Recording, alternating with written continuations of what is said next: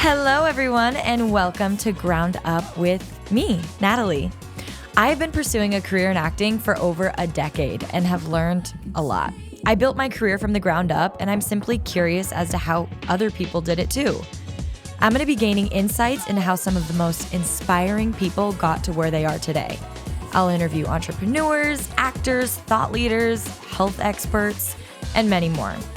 So if you're curious like me and gain motivation through inspiration, then this podcast is definitely for you. Welcome to season 2 of Ground Up with Natalie.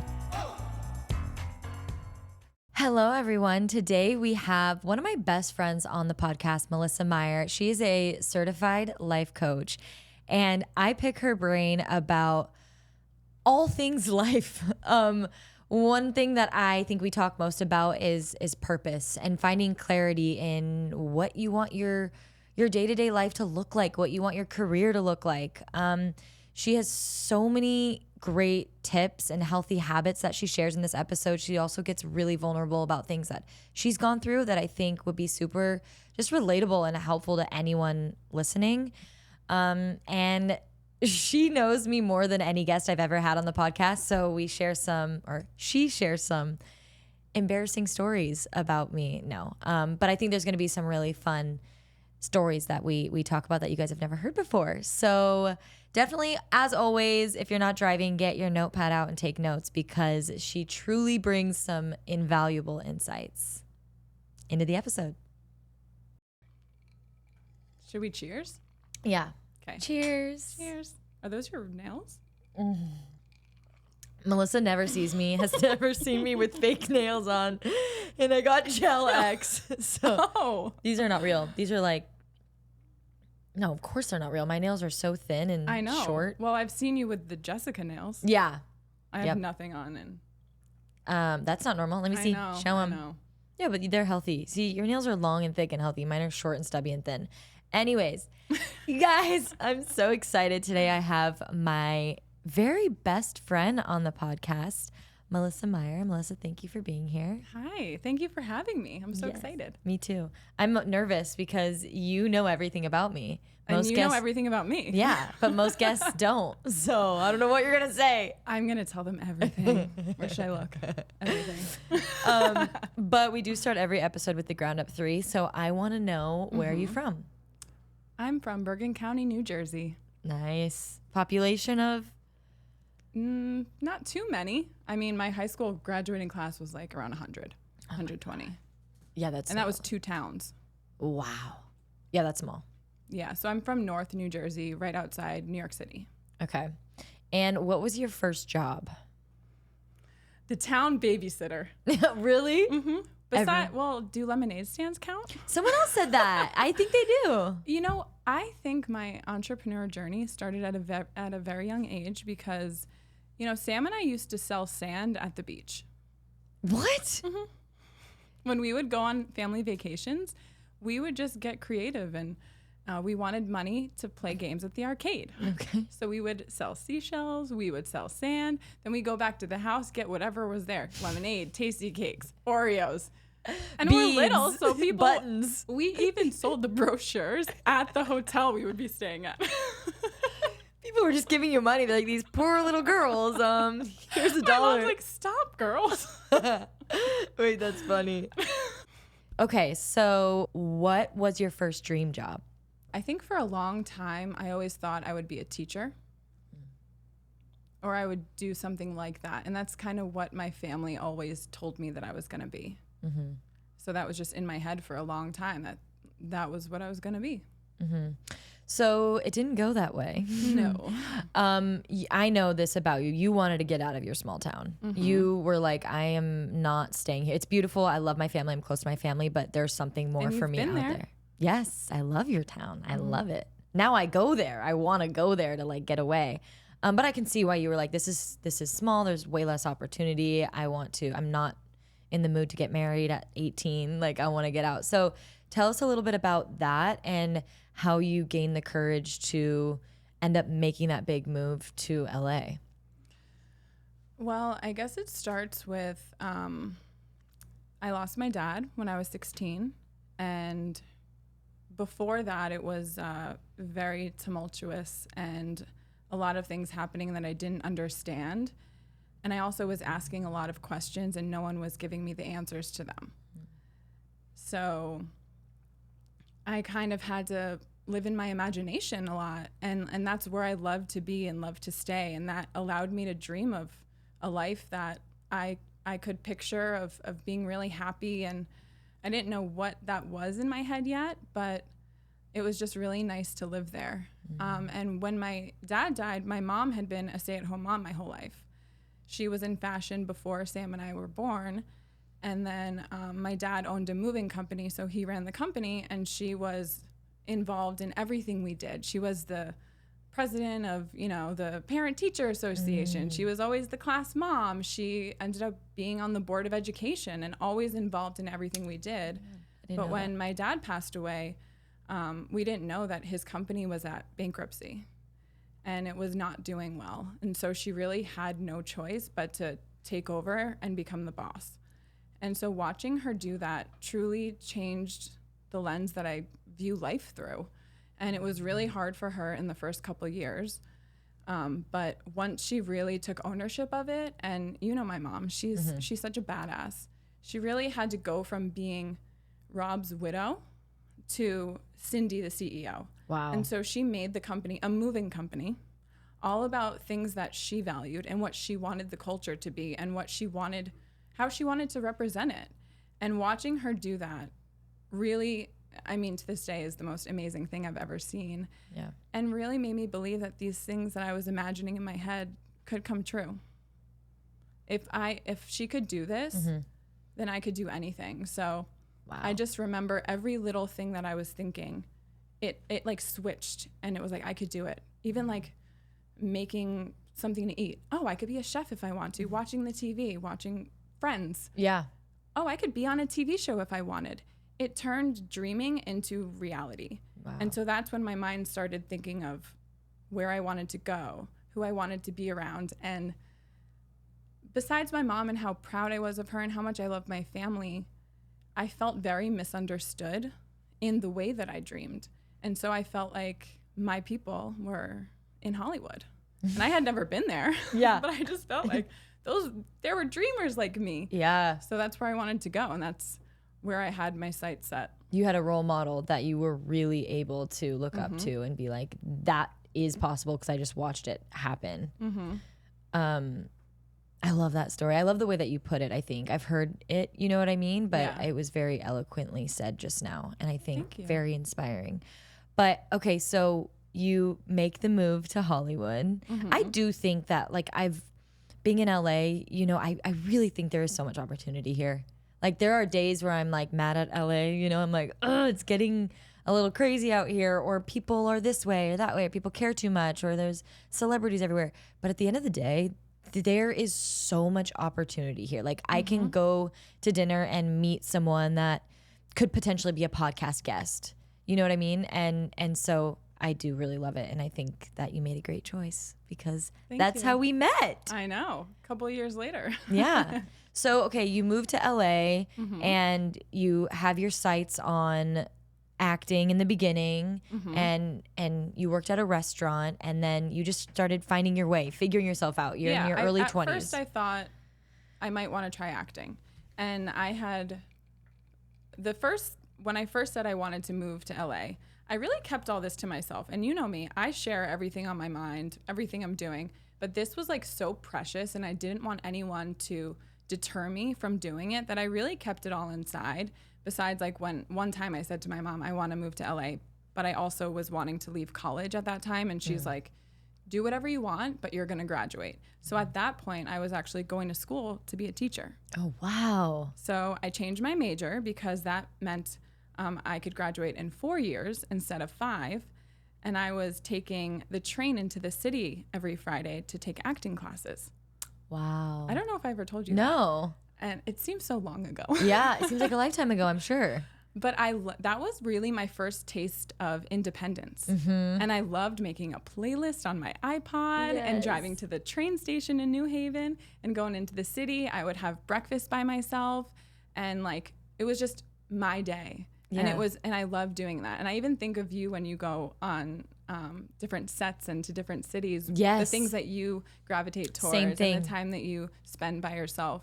Like, those are such important things that really build our character.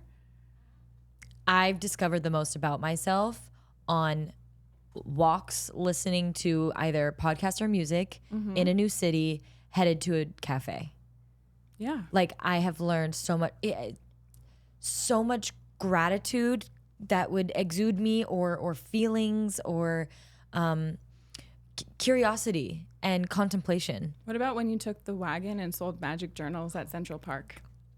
I've never told that story. No one has the balls to do that but Natalie. Maybe my sister. Yeah. Oh my God. I felt so proud of you for doing that. It's even funny how I purchased the wagon. I just picture you with the wagon. Literally, you can picture, that is exactly it. I purchased a wagon on, what's the junk thing that they get rid of stuff, OfferUp? Yes, OfferUp. I purchased it. What time of year was it? It wasn't like winter and snowing, right? No, I think it was like March. Yeah, it was like March or April. And I walk to, I'm not gonna pretend to know the streets in New York. I only lived there 8 months, so I don't know everything. But I lived in like Midtown. And just talk like you know what you're saying, and it's fine. Oh my God, the confidence. Best advice we'll get ever. to it. Okay. So I lived in Midtown, and then I had to travel uptown to get the wagon. And I go to this house full on. I'm like, here's $75 for like those literal red flyer wagons. Thank you. Da-da-da. Then I stumble upon this area in New York where there's like water. Okay. And there was a sunset, and I was like, wow, this is beautiful. So I had my wagon by myself, and I'm like looking at this stunning sunset. And I'm not from New York. I'm not, you know what I mean? So it's like this big city vibe, and like the sun setting in the water and everything. I'm like, wow, this is beautiful. I get an Uber. I put the wagon in the back of the Uber. I get back to my apartment, and I'm like, hi, door guys. Go up the elevator, da-da-da. And then the next day, I pack it up with like 10 magic journals, my little magic like postcards and stuff. And I walk it I lived only like 10 blocks from Central Park. Oh my God. And then I go into Central Park to a bench, and I set up shop with my magic journals. And I literally had full conversations with my fellow street artists who were selling things. Did you sell any? One. I think you called me after, and you may have been crying or not. And I was just like, good for you. I was absolutely crying. Like, it was the most vulnerable experience of my life. I'll never forget. Oh my God. I can't tell if this is embarrassing or inspiring. What? Either what I'm about to say or what I've been saying, but like I asked that takes so much courage. These girls walking by. So it's inspiring. Do you have a morning routine? And they're like, did not answer. I was like, oh, I'm back in high school. I feel so bullied right now. I'm like, oh, I was the ickiest. But do you know what else is amazing about that? But I did feel amazing after. I took such a risk, and I came out alive. You know that feeling when you're like, oh, Yes. I didn't die. Like, this is great. Yeah. But your passion for creating the magic journal is why you did that. And 100%. To have such passion about anything is inspiring and amazing in itself. So even if someone walked by and just saw, oh, look at this girl with something she created, and she's out there with her wagon. Who knows how many people you inspired that you don't even know. Exactly. And honestly, I think at the end of the day, it was more for me. I'm laughing right now, but I totally look back on that, and I'm like, that's pretty freaking cool. Like 25-year-old Natalie's like, it's like getting up on stage in front of 1 million people. Like, that's what it felt like. Super scary. But yeah, thanks for bringing that up. Where is the wagon? Okay, so I left it in New York at the... You left it for someone else to use. Yes. Yeah. I want to know what ultimately inspired you to become a life coach. Okay. But I know very well that like the years leading up to that, because you only became a life coach like 4 years ago, right? The years leading up to that, like 3-4 years of, I remember you being like, what is going on? Like, what do I want to pursue? What is my passion? I know I love X, Y, and Z. But there was so much turmoil. Yeah. Would you say, just like in figuring that out? And so I want to know what inspired you to ultimately become a life coach, and also how you dealt with the challenges of getting to the point of being like, I'm in a good place. Yeah. I mean, there were a lot of really tough years. I think I've always known that there was something big for me to find. And that's really been my driving force. But I didn't know exactly what that was. And I had to go on the journey to figure it out. And that meant trying different things and having different jobs. And also, you know, I moved to LA with dreams and feeling so good about making them come true. Mm-hmm. But there's also another realistic part of life of paying rent. No, people listening, like that is literally the number one question they ask me. To be honest, my dreams and how I see life through kind of rose-colored glasses, and I'm like glass half full, pouring over optimistic. Sometimes I really have to be put back in reality. Mm-hmm. And I needed to pay rent every month. My family wasn't going to help me. Mm-hmm. This was my decision. Mm-hmm. So first thing I did was walk next door to the restaurant that was next to my apartment building and said, "Hi, I live next door. I think I should work here." Mm-hmm. And through each job, that allowed me to meet different people. And I've always been someone that was shameless in asking questions and figuring out how I could make it work for that day. And maybe that meant going to get frozen yogurt samples for lunch and saving some money, but I just kept making it work for a while. And it's interesting because I see, even when I met you, like I could see how different you were from all the other actors that live in this city. And you can get really lost in figuring out how to pay the bills and lose sight of why you actually moved to LA. And I think I did for a little bit of just needing to figure out how to be stable financially. So yeah, I had a lot of different jobs. I think the acting thing didn't last too long. I didn't really like the culture. I didn't like how I was treated. I didn't like how I felt. Mm-hmm. I very quickly in my first month got an extra job on a web series, and Gunther from Friends was in it. What? Mm-hmm. Wow. And so I was able to, like, what's it called? Get your vouchers? Yeah, so I got that. But I was kind of like, and I also I trust myself. And I have a strong intuition. So I feel like I know when something's right for me and when something's wrong for me. So I didn't feel that was right, moved on to the next thing. I thought I might want to be a writer. So I wrote a web series for myself. And I was inspired by that web series I was in. Mm-hmm. And I had always written journaling, always, but for myself. So I thought I would write a web series and direct it and star in it. And I found people to work for free. I hired a cast. And then I did that, and I didn't love it. Yeah. So, you know, in between all these things is life and dating, and I've had a lot of family stuff happen throughout my life that I also had to learn how to deal with. And, you know, losing your dad at 16, I think I always felt that I was okay because I had a good head on my shoulders and that I was healed and all these things. But it doesn't just happen like that. And I think when you're an adult and you start dating, a lot of things that you've been through in the past kind of come up. And I had to really figure out how to deal with them. And it really wasn't until I got out of a really bad relationship that I had to look in the mirror and say, like, you're unhappy. The only person that's going to change your life is you. So that truly changed me into on this totally motivated path to figure out my purpose. So I remember this is also the start of the pandemic. Yeah.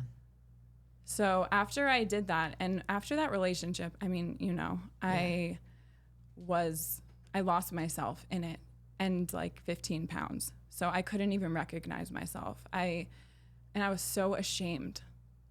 And so I kind of gave myself 2 weeks, I think it was, to feel sad and feel really sad and not get out of bed and eat ice cream every day.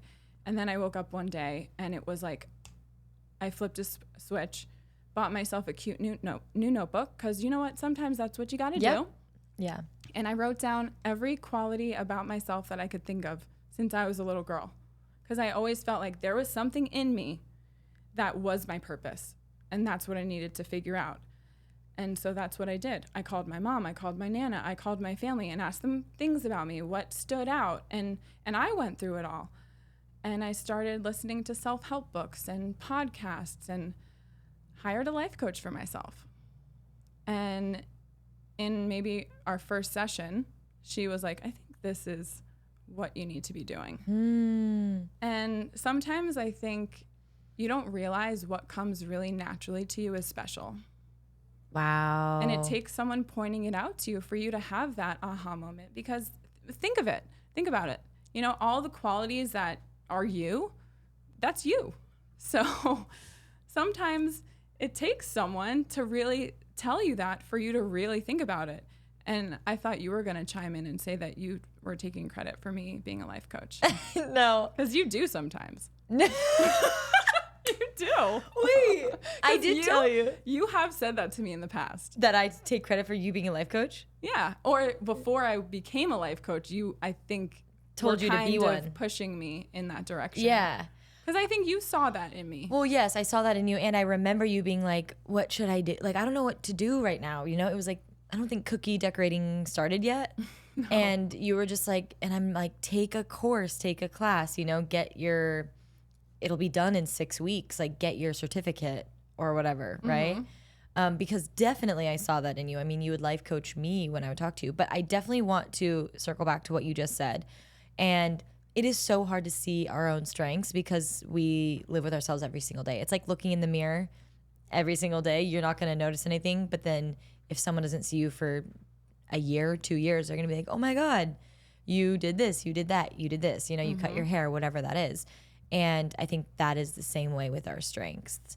And I am so not guilty, but guilty of that, right? I'm like, it's not cool that I XYZ because so doesn't everybody do that? But it's not true. And you have to realize it because the last thing you want to do is pursue something that is the opposite of your strengths, right? And not incorporate your natural strengths into what it is you want to do. And that's really everything I believe in, you know, finding who we are, loving who we are, and using that to fulfill our purpose. And so it almost was like, oh, duh. Of course, this is what I'm going to do. Right. That's what I did every day in my life with my friends and my family. But I think at that point, and getting out of that bad relationship, I had realized that I had never put myself first. Really.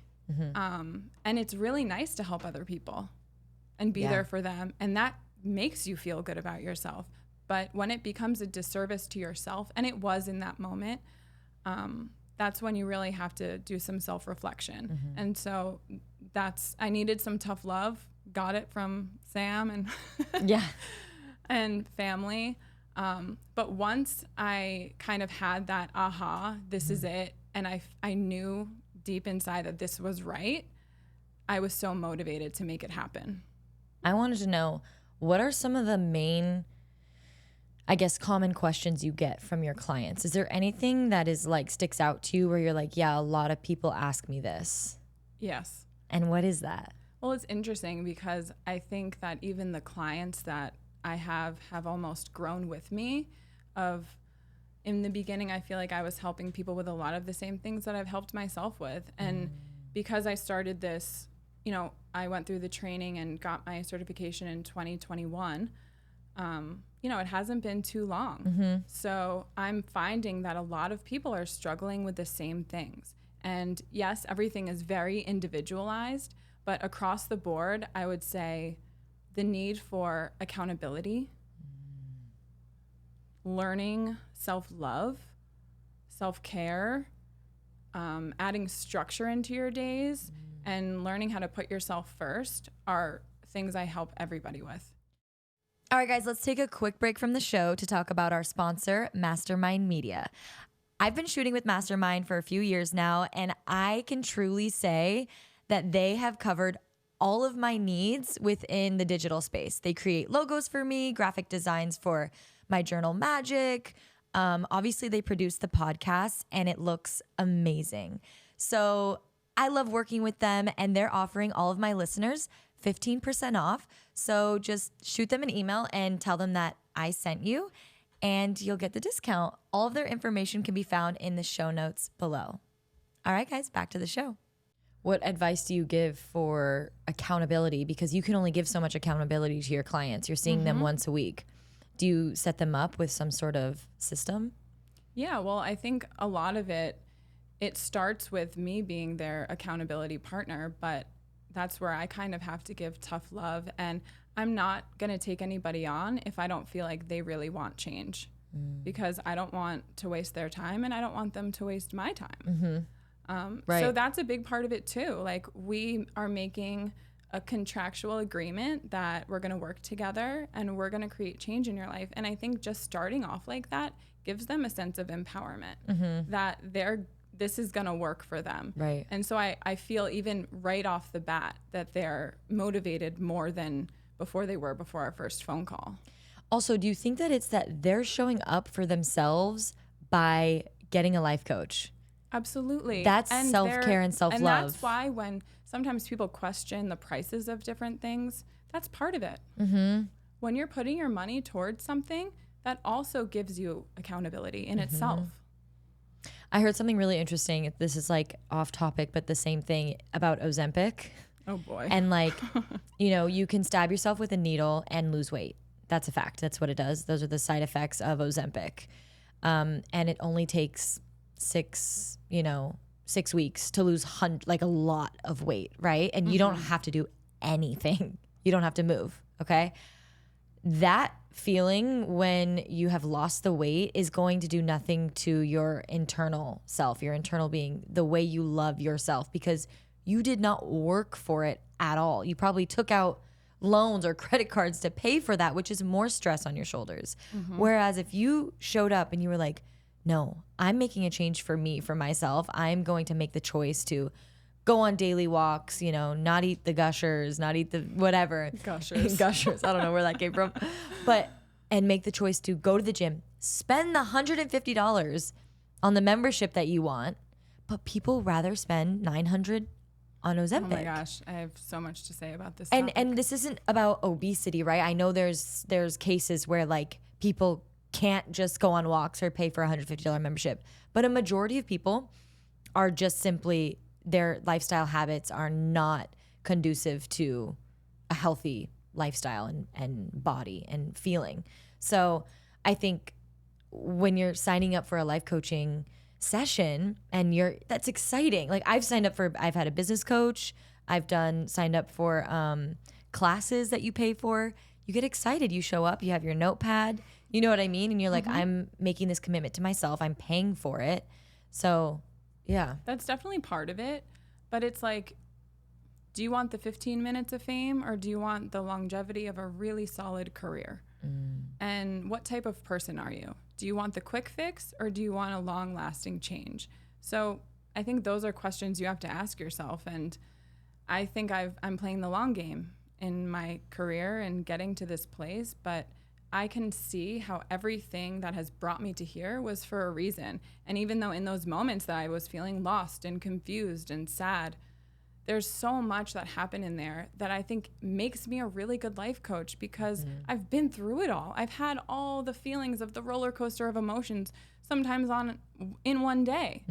So I feel like I've not only helped myself with things that my clients are going through, but I can relate. And share how you can. Yeah, I don't really share too much, but I also think I go about things in a way that I think my clients really enjoy working with me, because I will give them stories from my personal life. Yeah. Not too much. I know we were talking about like even having podcasts and trying not to overshare or get too comfortable. It also comes with time. Like my therapist has slowly but surely told me more stories about like her daughter or whatever, but in the beginning it was like nothing. And then she's like, oh yeah, me and my daughter are going here. And I'm like, ooh, you have a daughter? But isn't that nice that you get to learn a little bit about her? Yes, absolutely. It gives a more trusting dynamic subconsciously. What is a self-care habit that, not to use the trendy word self-care, but like what is a habit that you tell your clients that like, hey, you're spiraling, like you need to take care of yourself. I recommend doing XYZ. Well, I mean, that goes back to being self-aware and learning how to set yourself up for success. So you know, everything is very different for each person, but it's really knowing yourself. What makes you happy? What makes you feel good? What makes you feel fulfilled? Sometimes when like someone is feeling kind of all over the place, I'll like do this little thing with them and I'll say, what's fueling you and what's draining you? And we'll see like one go up and one go down, and it's right there. You can see it when we do that. Whoa. Like you'll name things. You'll be like social media and they'll be like, are you eating healthy? Are you exercising? Are you around people that make you feel good? Then you see this go down. Or are you around people that inspire you? Are you, you know, going on walks like you said you would? Are you following through with the things you tell yourself you're going to do? And you can just see by doing that how off balance you are. Wow. Ooh, I'm going to do that with myself in the mirror. I do it with myself too. I love that trick. How do you help people overcome limiting beliefs? Ooh. I mean, a lot of these questions are it's not just like one answer. Yeah. It's a lot of, if there was a quick fix, we would all do it. And I think that sometimes steers us away from really implementing any change because it seems really hard. But when you're really wanting to better yourself and create more happiness in your life, you will do the work to get there. So when I sit with them and I'm locked in and I'm present with them, I'm watching their body language. I'm listening to how they're talking, and I'm asking them questions that make them understand how they're even getting to those limiting beliefs. And a lot of times, once you understand the why behind it, that gives you so much clarity. And yeah, I love positive affirmations, and I've actually been using a deck that I got from you and pulling one every morning. Yeah. And that's a great way to start the day. But to me, that is kind of the quick fix, and that's not what I'm doing or what people are coming to me for. Right. It's really wanting a change for your life, you know, for the long game. But I do think that positive affirmations and pulling a new card every day, or little writing things. a phrase or something on your mirror that you look at, it makes you feel really good. Those are amazing things to do. But besides that, sometimes leaving a room, if you're feeling those limiting beliefs come in, and just taking a moment for yourself or taking a deep breath, like sometimes that's all you need. Yeah. I feel like social media is having a huge impact on like me personally recently. And so I know that it must be having an impact on multiple people. Obviously there's science that is showing this. So many people are like, I erased Instagram from my phone and all that kind of stuff. Yeah. And they're feeling better after. I think you've done that a couple times, right? I have. It's really hard for me. I don't know if this is like an excuse or not, but I definitely make the excuse of like, oh, well, I need it for my career. And even the fact like But that's true. Yeah, I know. I even feel trapped. We all do these days. Because I have 3 shows coming out in the next 3 months. And I'm like, let's say I were to delete Instagram tomorrow. Like I would not be able to promote any of that, you know? But the reality is whoever's going to watch the show is going to watch the show. It's on freaking Hulu. Like I'm not going to make a big difference with my 50,000 followers. You know what I mean? So the reality is I could go away, but I think that it's just really hard. I don't know. It's definitively an addiction that I have a hard time shaking. I don't scroll, you know, throughout the day. That is one thing that I really try to minimize because it is detrimental to my like productivity.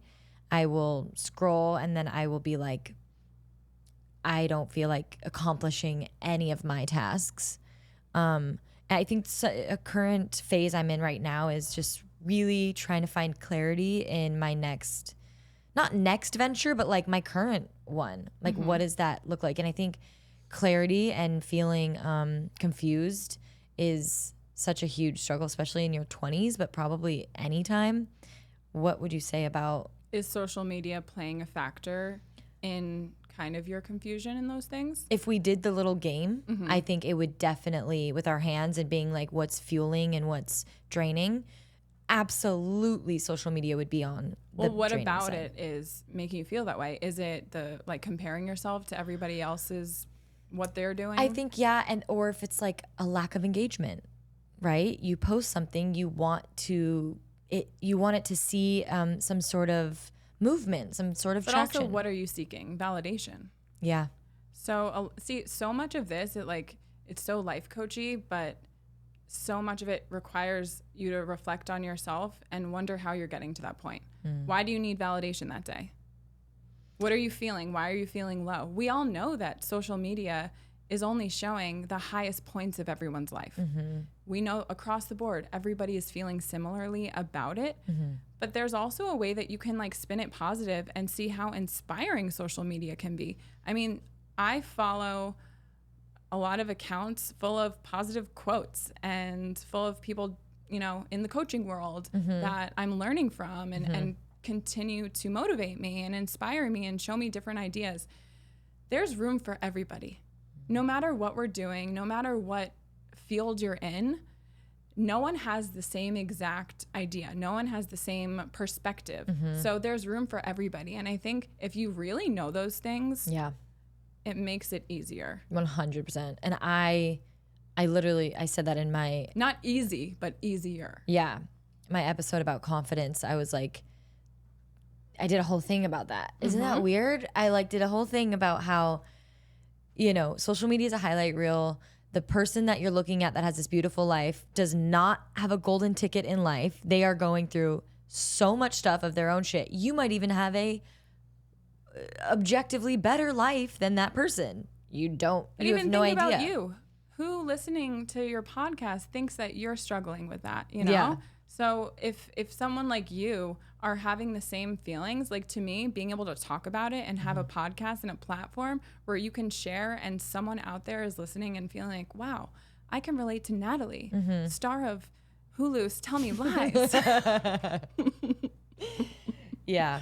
Like that's really nice. And I love self-help books. I listen to all of them, but it's really hearing people share their lived experiences. Totally. That has helped me the most. Wow. So anyone that's willing to be vulnerable in what they've been through, like those are the people that truly have helped me in those really low moments. Not feel alone. Right. Not feel alone. And yeah, there's so many. We're all so much more alike than we are different.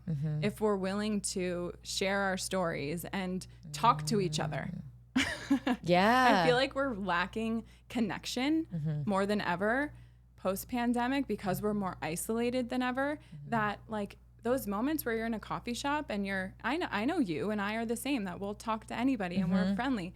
Like even in those little conversations, it's like, oh my God, I just related to this person from Australia. Yeah. Or like I flew back and sat next to this older man on the plane and we talked the whole time. Like those are really nice things that continue to connect us all. If you're not being yourself and that's not coming through and what you're putting out and what you're saying, at least for me, I can sense that, and that's not the person that I'm going to continue to follow. Yeah. So if you know that what you're putting out there is with pure intentions and a purpose behind it, at least for me, like I'm fine with it, no matter if it does well or not. Right. Oh, I love that. And I think that also leads to it's the long game rather than creating one viral moment. When you're wanting just, I want this video to get a million views. Yeah, you might get it. But if you're creating content that people really like and continue to follow you, like that's creating longevity. I think one hard thing, and this is turning into like a social media conversation, but is like finding. And I'm like the least social media person. I know. But I think the thing about viral and not viral is like finding, I think something that people could possibly struggle with is finding like, oh, well, I need a niche. I need to be talking about something specific, you know, and I can't be all over the board. But I think what you're saying is like, if it feels authentic to you, put it out there regardless of an outcome. Yeah. I mean, so I have a baseball podcast, listeners. Yes. Called Talk Dodgers to Me. And even learning how to do social media. And you know me, I'm not someone that loves to be on my phone all the time. I think I am more than I have been because I'm doing all the social media for the podcast. But even when I first started, I was thinking, okay, what from the episode are little clips that I can post that people would like? And what I thought people would like are very different. What like I thought they would be more of the players and us talking about them. What they're liking are my authentic thoughts. Wow. My crazy thoughts watching a game, the things that come to my head, like that's what people like. And how empowering is that? Totally. Even if I feel like I sound dumb or I don't know baseball at all, which is what some of the comments are. Right. I never said that I did. You chose to watch this clip. You're coming because you want to hear what I think. Yeah. And what questions are coming up when I'm watching the game. So I think like that's something to think of too. How bad would it feel if you are being inauthentic and you do start going, you start getting engagement and stuff, and it's like, oh, that's not even my real self. There probably comes a point where you're like, this doesn't feel good. I don't want to. You're just gonna put on an act the whole time? Yeah, exactly. Huh. That doesn't sound like fun. Lots to think about. What were those characters we were when we put on wigs and went to Bristol Farm? And oh my gosh. When we were really broke and just needed the free samples. Svetlana and something else. Melissa and I lived next to Bristol Farms when we lived together. And should we tell them how we met? Yes, let's tell them how we met. Okay. I was a hostess at Boa Steakhouse in West Hollywood. I was a hostess at Spago in Beverly Hills. We literally were both hostesses at two separate Beverly Hills, like 5-star restaurants with the same VIP guests that we would come home and like talk about. Yeah. Yes. And one of the other hostesses at Boa. We ate really well during that time. Oh, yes. I used to bargain Except the nights we didn't work there when we had to go to Bristol Farms. Yes.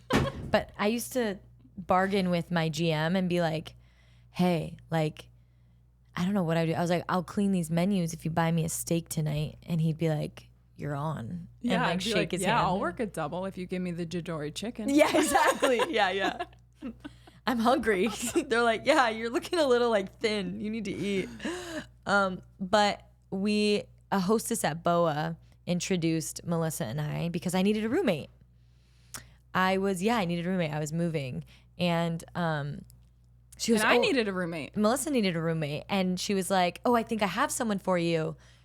Britt was in my web series. Yes. That's how I met Britt. Yes. Mm-hmm. See? Oh my God, it's all connected. See, it all comes together. Yep. So when people are like, trust your journey, and you want to just slap them because it sounds so annoying, really trust it because there is a reason for everything. Yes, exactly. It all comes back around. If you didn't do that web series, we would never have met. Fact, end of story. I know. Yeah. And there was probably moments in you building that web series where you're like, I don't want to do this. Like, I quit. I watched it back and I'm like, oh my God, I'm terrible. But what an experience. So yeah, that's how we met. I went and looked at the apartment that Melissa was living in and I was like, I'll take it. And, but we lived next to Bristol Farms and we would get really hungry and we'd be like, I don't want to spend money on food. So we would walk there and get samples because if you didn't know this, at Bristol Farms, you can go to the hot bar and get samples of anything. Pizza. I even asked once, can I just try a slice of pizza? Yeah. And they're like, this crazy girl, all right. Yeah. Their policy is like, they can't say no. I don't know. So then we walk home. We were still hungry. And we were like, I'm still hungry. So we whip out the Halloween box and I put on a blonde bob. I put on a black wig. And we decided we were going to have accents and be these characters. Yes. So I was Svetlana. I think I was Vivian. Yes. And then we went back to Bristol Farms and we're like, hello, can I please have a sample of the orange chicken? And then they're like, yeah. And then we ate a whole meal again. Mm-hmm. Oh. What? And then we went to Ralph's and ate. That was a different day, and it was after a night out where we had been drinking. Oh. We ate the chocolate cake out of the box in Ralph's and then left. We just devoured the dessert area. How did no one say anything to us? We broke a law. You know what? We've given them enough business that I think it's okay. That's true. And that Ralph's is so sketchy. I have a video of us slurring our words, eating this chocolate cake. Oh my God. You know what? If none of the employees there were like making their rounds, then I think we're good. It's on them. Don't steal people, but that's our story. We're not encouraging this. If an employee doesn't see you, it doesn't mean that it's not stealing. Okay. How do you personally stay motivated on a daily basis? I almost want to ask you what you think that I do. Well, okay. I think that sometimes I think questions like this are a little, like you said, there's just so many different answers for everyone, because I think what keeps you motivated right now is because of the journey you've had in the last 5 years, right? I think that you have found yourself at a really good place to where you are just genuinely more excited about life right now. Yeah. So wouldn't that make you more motivated? Like I go through phases, seasons of life, right? Where I'm like, just everything is great. And then there's seasons where it's just like, everything is not. So I don't think by me asking you, what are your daily, you know, what makes you feel motivated on a daily basis? I'm like going back on my own question. I'm like, stupid question. No, but I think that it's not a one size fits all, but there are probably things you do that could be helpful to someone else. Well, okay. I'll answer it like this. I know myself very well. And how? From being curious to learn about myself so that I think my biggest dream, no matter where I was in life, was always to just be happy. How can I create happiness in my life and maintain that? To me, that meant finding something that I loved to do and turning that into my purpose and my career. So that's what I sought out. And that's what I'm doing now. And I'm so happy to be in this place. To maintain it, I know myself well because of reflection and understanding why I am the way I am. Having a therapist, talking things out.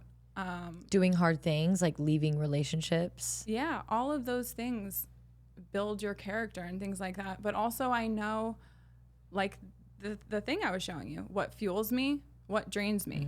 I know that you stay away from things that drain you. I do a lot. And I know when I'm doing things that require extra self-care, or like I can only have a certain amount of clients per day, because that can be draining.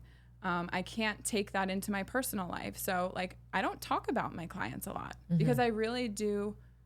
One, it's confidential. And two, I have to create boundaries within my work and my personal life, because that's what works for me.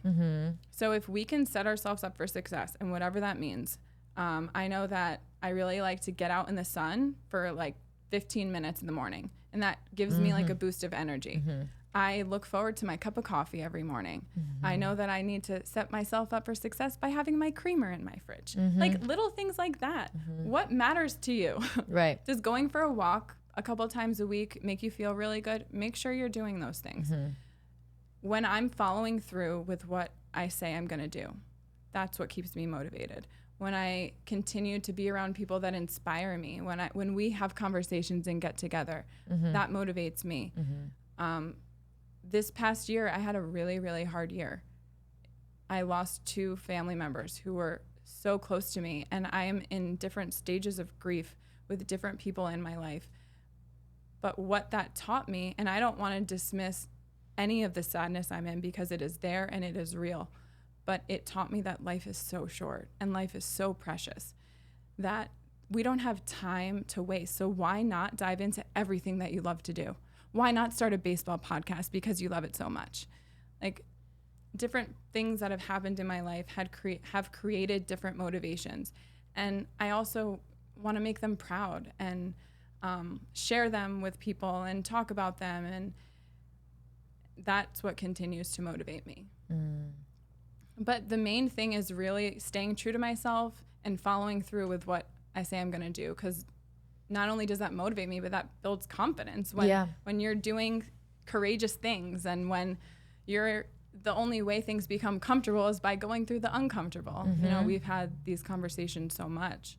It's so true. And it builds so much self-confidence and self-worth, which I did a whole episode on. And I just truly believe that magnetizes opportunities and relationships and friendships.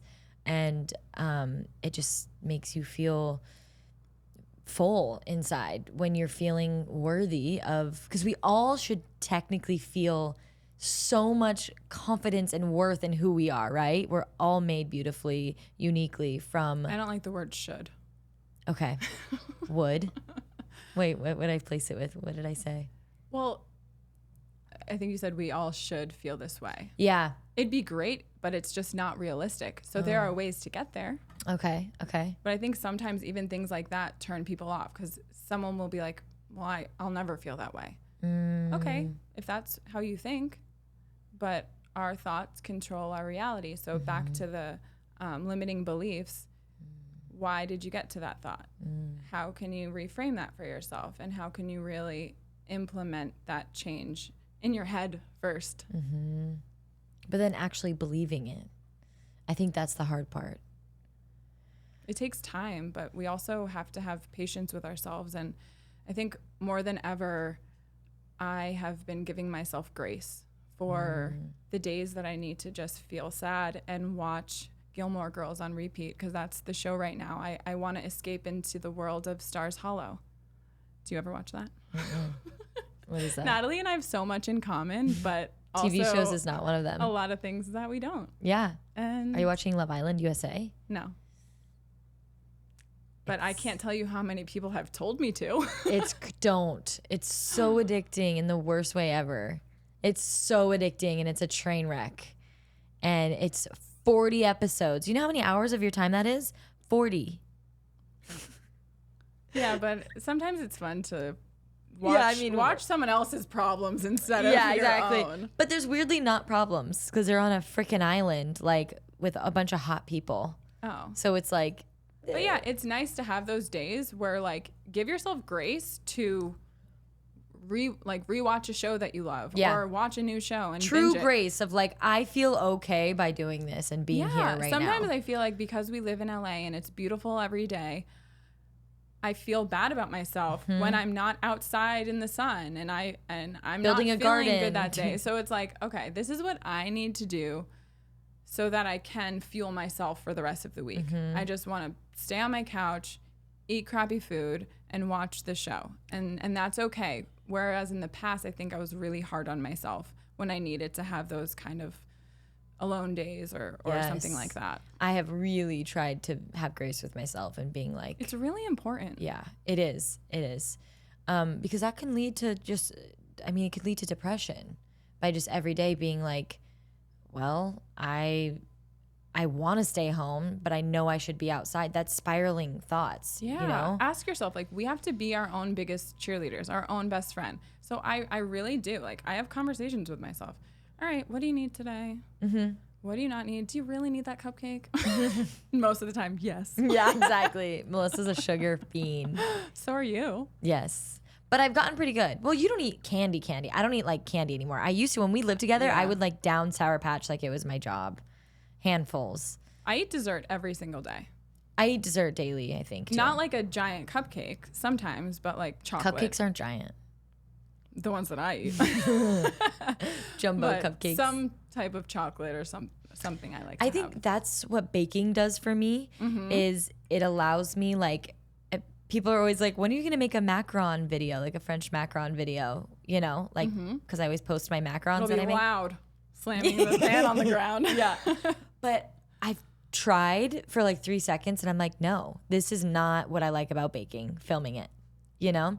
I don't listen to anything. Sometimes I listen to a podcast, but I truly just, that is the only thing. That and like going on a walk outside and putting headphones on. But mostly baking is where I really have found my like solace and like being able to not feel bad about not accomplishing something business wise or anything. I don't like to sit down and watch TV all day. I watch Love Island at night with Brando when we're eating our meal, but I just don't enjoy like sitting at 10 a.m. I just genuinely don't. I rather organize my closet, you know? And it's not about being productive. It's about, because productive for me, my definition is on my laptop, building my podcast, building my website, So I'm proud of myself when I go bake or organize my closet without my phone. It's rare though. Yeah. But yeah, that's how I feel about baking. And I would, say that anyone should find something like that where they're just like, they get to kind of lose, you just don't think about anything else. You're just in the moment, honestly. But even listen to what you're saying. Like, you know yourself really well. And that's what you like to do when you need to zone out and focus on the task at hand of making these beautiful macarons. And I always want to say macaroon. You can. It's both. But that's amazing. And it's nice to have hobbies. It's nice to do something just to do it because that's what you love to do. So when you hear someone or even me today say, what fuels you? That's something that fuels you. What drains you? I don't know. Scrolling on Instagram. Absolutely, yeah. Yeah. So find those things and do more of what fuels you. And this might be a good way to figure out your purpose.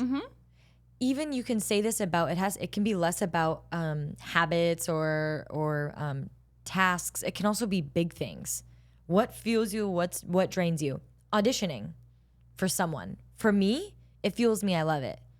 But you have to be really honest with yourself. It drains me. That's okay. It doesn't make you a bad actor or that you hate acting. It drains you. Okay, interesting.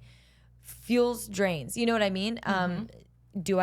Let's say you've been signing up to go to a bunch of plays recently because you feel like that's what you need to be doing. Does it really fuel your drain? Ooh, I feel drained a lot of the time after. You know what I mean? So maybe even those types of things, if you're starting a new PR job, you're pitching. Write it down. Yeah. Like how I made that list of all the things about me because I wanted to figure out what my purpose was. Make a list of what fuels you and what drains you. See what's on those lists and do more of what fuels you because that creates fulfillment. And fulfillment in your life is what creates happiness. When you were just talking about your auditions, I was just thinking of all the times that I was on the other side of your auditions. When you taped me. Yeah. Guys, I got so into the characters. Yes, she did. Oh my God. Poor Melissa. I'm like, can you tape me right now? And back then I would do like 100 takes. I can't wait to interview you one day and tell everyone everything about you from the beginning because I got to see it all. I got to see Natalie before she even booked a commercial. So I've been on this journey with her and I love talking about it because I'm so proud of you. 9 years. I'll have you on again in October around my birthday and you can interview me. Oh my gosh, I can't wait. That'll be fun. I'll share all your secrets. Yeah. There's so much. Yeah, I guess there is so much people really don't know. And all those little things are what I got to see. And that really stood out to me and why I feel so proud to share your story with people because of how you truly did something every single day to pursue your dream. And I think sometimes we get overwhelmed with the amount of things we have to do to get to where we want to be when you really have to break it down and make it small. So what's something I can do today that gets me closer to that? It's not sometimes that feeling of overwhelming, which I felt so often, leaves you paralyzed and you can't do anything at all. So you really have to take a step back. What's one little thing I can do today? Okay, do that. Cross it off. And also for me, I love to have lists. I love to have notebooks. Me too. I'm and I a list girl. Physically crossing it off. Yes. That makes me feel good. Yes. So what's the next thing? Okay, do that. Even if you don't go back and look at your list, if you intentionally write down in the morning your to-do list for the day, it's not to overwhelm you. It's not to be like this huge, long laundry list of things to do. It's just you being intentional about your day. For me, I did that this morning. Okay, I'm going to wake up. I had an audition at 11:45 this morning in person. So I knew I needed to start getting ready at 10:45 because it was right by my house. So you know what I mean? Which means my walk needs to happen at 8 a.m., which my coffee, and I needed to update the podcast episode or write the description for next week. You know what I mean? And it's like, okay, literally I wrote 7:30 to 8, walk with Brando, coffee. 8 to 9:30, podcast description and research for our episode today. 9 to 10, shower, get ready for audition. I even wrote 10 to 10:30, before I leave for my audition, film content. I didn't get that done, but I was like, that was, if there's in between time, I want to film this outfit video. Audition, and then it's, come here. I wrote 12 p.m. lunch, and then come here. So I never went back to that list. I haven't even crossed anything off because I was doing all the things this morning. But that was me being very intentional about my day, and it feels good. You know what I mean? Yeah. And then later I'll go cross things off. Because that always feels good too. The physical cross off. It gives you that high. Yeah. I'm like, yes. Why are we like this? Why are humans, all humans? You like to feel accomplished. Yeah. I saw someone, a post on Instagram that I was so related to. It was like, it was like, I'm going to rest today. Starts resting. How do I rest more productively? But that's a thing too. Like my therapist asked me if I'm good at relaxing because I went to New Jersey and I'm like, okay, I'm going to relax. I'm not going to rent a car so that I can't even go anywhere. Yeah. I have to rely on my mom's car. And she asked me that and I'm like, I didn't even know how to answer it. I'm terrible at relaxing because I want to feel productive all the time. Me too. So that almost takes practice Does everyone? too. I'm going to put that question in the poll. Are you good at relaxing? Do you want to feel productive all the time? Now we sound like a commercial. Yeah, exactly. Tell us how you relax. Tell us how you relax. Truly, though. One more thing. Okay. I had a roommate once, and Not me? not you, Okay. but I've had many roommates. But I had a roommate once, and they would stay in their room a lot, and I was so confused. And my boyfriend at the time was like, well, if they feel okay being in their room doing nothing, then that's okay. That's productive. If they don't, that's a different story. And as simple as that sounds, and I probably botched it, it sat with me so well. I was like, whoa, so if you're napping and you're actually napping and you're able to like do that and really feel good and wake up, then nothing has changed. If anything, everything got better. You're like, great, I feel relaxed, rejuvenated. Let me get on to my next thing. But we can't even nap. Our phone is next to our head right here. Like, so. Yeah. I mean, we all have different ways that I guess we relax or things like that. So if it's triggering you, then you can be like, why am I feeling this way about it? I guess it's always why. But it's also nice to learn what other people are doing so you can take it and implement it, or nope, that doesn't work for me. And I think that even allows us to have an open mind to continue to learn and grow. Yeah. Last thing I want to ask you, an hour flew by, Melissa. Always. I know. What is one piece of advice that you would give to anyone? Ooh.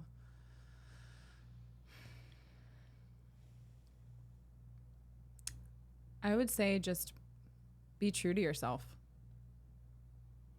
It's simple, but I think when you know that you're being true to yourself, it really just allows you the freedom to be who you are.